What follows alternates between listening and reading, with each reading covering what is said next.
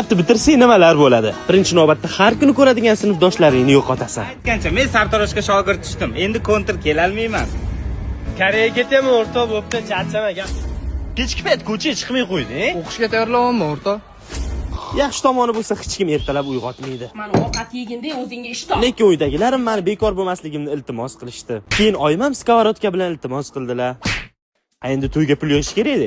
Va men biznes boshladim. Nimagadir o'rtog'imni Olixda hech kim olmadi, hech kimga kerak emas ekan. Yetmaganiga bittasi erga teyapman deb taklifnoma ham ko'tarib keladi. Nima ko'tarib kelding? Erga tepammi? Men bo'lsam o'qishga tayyorlanishni boshlab yubordim. Boshda uyimga yaqin institutga topshirmoqchi bo'ldim. Keyin qizlar ko'p institut qidirdim. Keyin bali past institut qidirdim.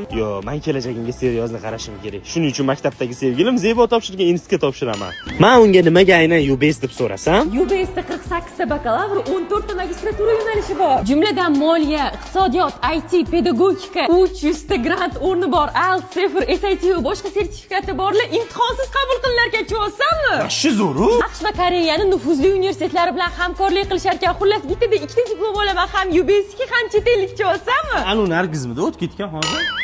Yotoqxonasi ham bormi? Bor, chet elda malaka oshirib kelish imkoni ham bor. Germaniya, Koreya, Malayziya, Turkiya va boshqalar shoshilish kerak, qabul ochilgan. Hozir oyimga yetsam xursand bo'ladilar-yu. Keyin topshirishimga go deydilar. O'zing bu o'qishga topshiryapsan? Chunki UBSda bilasizmi, g'alaq qulayliklar bor. Bu yo'dachi? Biz abituriyentlar uchun. Xullas Zebo bor ekan, shunga topshirdim.